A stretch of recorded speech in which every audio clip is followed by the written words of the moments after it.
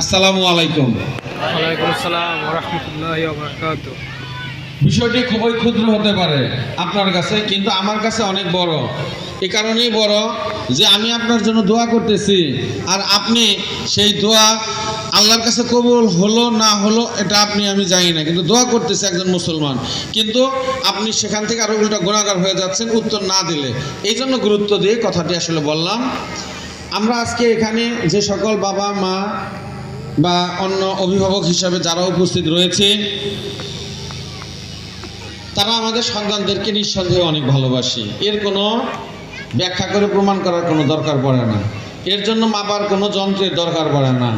কিন্তু আমরা এরপরেও বলে থাকি আমাদের দীর্ঘ অভিজ্ঞতার আলোকে, আমার প্রাতিষ্ঠানিক 34 বছরের অভিজ্ঞতা, আর তার আগে 5 বছর গৃহশিক্ষকতা, সর্বমোট এই 39 বছরের অভিজ্ঞতার আলোকে আমি মনে করি যে একজন বাবা মা তার সন্তানকে যে পরিমাণ ভালোবাসেন সেটা আসলে কোনোভাবেই বলার অপেক্ষা রাখে না। তারপরেও আমরা আমাদের এই দীর্ঘ 39 বছরের শিক্ষকতা অভিজ্ঞতার আলোকে দেখতে পাই একজন বাবা মা তার খাবার খাওয়ানোর ক্ষেত্রে সন্তানকে যে পরিমাণ ভালোবাসেন, অর্থাৎ বাসায় মোরগ মুরগি জবাই করলে সন্তান যে অংশটা পছন্দ করে সেইটা খাওয়াই আমরা, সেটা অন্য কেউ ভাগে পায় না। ঈদ বা অন্য সময় কেনাকাটা করার ক্ষেত্রে সবার আগে আমরা সন্তানের জন্য কেনাকাটা করি। সন্তান অসুস্থ হইলে আমরা সবার আগে তার সুস্থতার জন্য ব্যতিব্যস্ত হয়ে যাই এবং ডাক্তার দেখায় চিকিৎসা করি। আর বাবা মা অসুস্থ হলে আমরা নিজেরাই ডাক্তার হয়ে যাই, কারণ ডাক্তার দেখাতে টাকা লাগবে, তাই নিজেরাই ফার্মেসিতে যায় আসলে ওষুধ নিই। আমরা আমাদের সন্তানদের প্রতি করি এবং করবো, এটাই স্বাভাবিক, এটা না করতেছি না। কিন্তু প্রকৃত ভালোবাসার বাবা মা, একজন সচেতন বাবা মা তিনি, যিনি তার সন্তানের জন্য সঠিক সিদ্ধান্ত নেবেন এবং সঠিক সিদ্ধান্তের পাশাপাশি তার করণীয় কাজগুলো করবেন। করণীয় কাজ কি? সঠিক সিদ্ধান্ত নিয়েছেন। শাহীন শিক্ষা পরিবারের কার্যক্রম আল্লাহর রহমতে যেভাবে অগ্রগামী হচ্ছে, সেই অগ্রগামিতার প্রেক্ষাপটে আপনার সন্তানকে আপনি ভর্তি করিয়েছেন। এই কারণে প্রথমত একটি সঠিক সিদ্ধান্ত নিয়েছেন।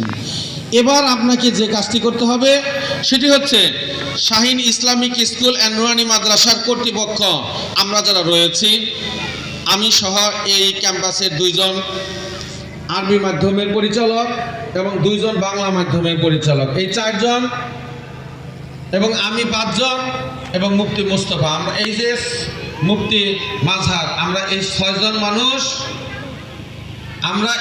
জন মানুষ হচ্ছে কর্তৃপক্ষ। এরপরে আমাদের দায়িত্ব হচ্ছে শিক্ষক মণ্ডলী যারা এখানে ক্লাস নেবেন, যে স্কুলের ক্লাস নেওয়ার কার্যক্রমে তাদেরকে সম্পৃক্ত করেছিলাম। তারপরে এখানে তাদেরকে আমাদের বাংলা মাধ্যমের যে স্কুল রয়েছে এখানেও আমরা তাদেরকে একাধিক দিন সম্পৃক্ত করেছি। এরপর আমরা ফ্রি ক্লাসের কার্যক্রম আমরা ডিসেম্বরে চালু করেছিলাম, যাতে করে শিক্ষার্থী এবং শিক্ষকের সাথে একটা দূরত্ব কমে গিয়ে মহব্বতের মাধ্যমে তারা জানুয়ারির শুরু থেকে আন্তরিকতার সাথে অগ্রগামী হতে পারে। আমরা আমাদের জায়গা থেকে এই প্রস্তুতি গঠনের ক্ষেত্রে আমরা বিন্দুমাত্র কার্পণ্য করিনি ইনশাআল্লাহ।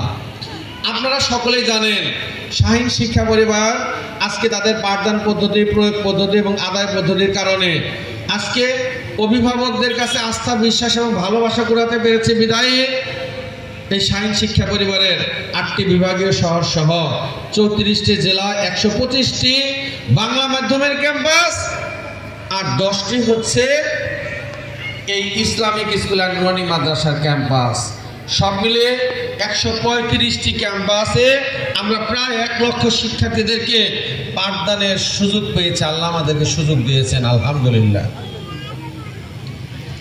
আমরা আমাদের সেই জায়গা থেকে আমরা আমাদের দায়িত্ববোধগুলো পালনের ক্ষেত্রে আমরা সর্বপ্রথম যে কাজটি করি, আমি ব্যক্তিগতভাবে আল্লাহর কাছে চাই, হে আল্লাহ তুমি আমাকে শক্তি দিছো, বুদ্ধি দিছো, মানসিকতা দিয়েছো, আমি যেন আমার জায়গা থেকে আমি দায়িত্ব পালনে যেন বিন্দুমাত্র কোনো ত্রুটি না করি, কার্পণ্য না করি, অবহেলা না করি।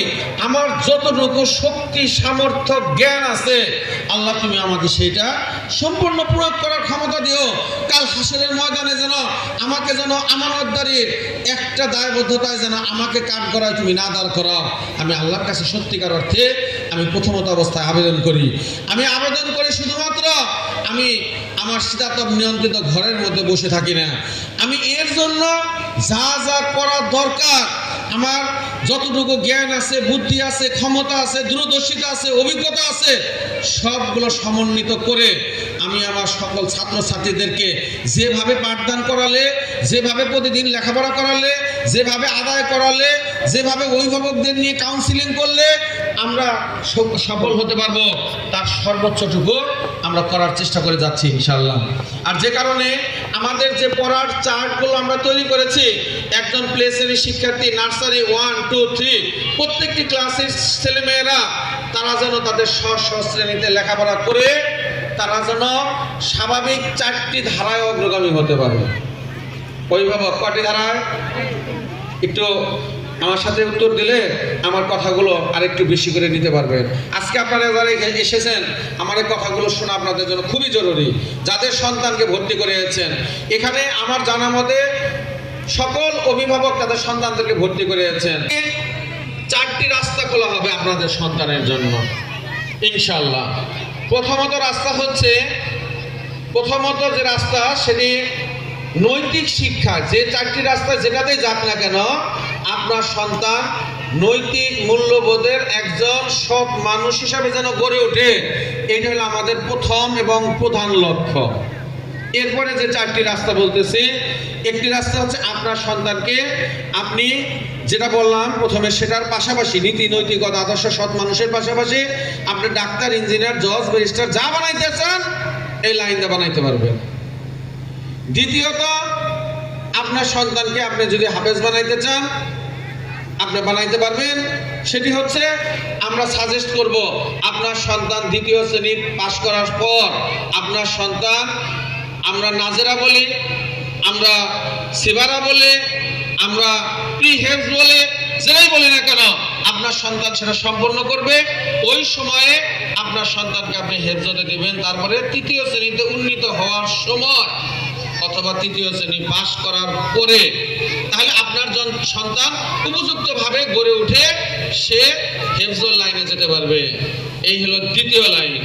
3য় লাইন, আপনার সন্তানকে আপনি যদি মুফতি বানাতে চান, আপনি যদি আপনার সন্তানকে মুহাদ্দিস বানাতে চান, সেটার জন্য রাস্তা খোলা থাকবে। সেটা ধাপ হবে পরবর্তী, অন্তত মিনিমাম 8ম শ্রেণী পাশ করার পরে। আর আমরা সাজেস্ট করব এসএসসি পাস করার পরে আপনার সন্তানকে সেই দিকে ধাবিত হওয়ার জন্য। এসএসসি পাস করার পরে আপনার সন্তানের 4 বছর সময় লাগবে দাওরা হাদিস সম্পন্ন করার জন্য, অর্থাৎ বাংলাদেশের সর্বোচ্চ যেটা মৌলানা বা মুফতি হওয়ার জন্য ডিগ্রি, সেটার জন্য তারপরে তার লাগবে 4 বছর। আমরা এই নিয়মে আল্লাহর রহমতে আমরা এখানে লেখাপড়া করাবো ইনশাল্লাহ। তাহলে এই হলো খাতা আপনাকে পর্যবেক্ষণ করতে হবে। তো এই কাজগুলো যদি একজন বাবা মা করেন এবং এই কাজগুলো করার পর বাবা মার মধ্যে মনে হবে এই বিষয়গুলো নিয়ে আমি একটু শিক্ষকের সাথে কথা বলি, আমার একটু কথা বলা দরকার। এই জন্য আমাদের 3 নাম্বার চাওয়া হলো মাঝে মাঝে শিক্ষকের সাথে রাত্রিবেলা আপনি ফোনে কথা বলবেন। আর মাসে অন্তত একবার আপনার সন্তানকে যে সকল শিক্ষক ক্লাস নেয় তাদের সাথে সশরীরে আপনি মাদ্রাসায় বা ইসলামিক স্কুলে এসে তাদের সাথে কথা বলবেন এবং যে প্রিন্সিপাল মুআতামিম আছে তাদের সাথে আপনারা পরামর্শ করে যাবেন। এটা হলো 3 নাম্বার চাওয়া। চাওয়াগুলো কি অনেক কঠিন ভাই বোন?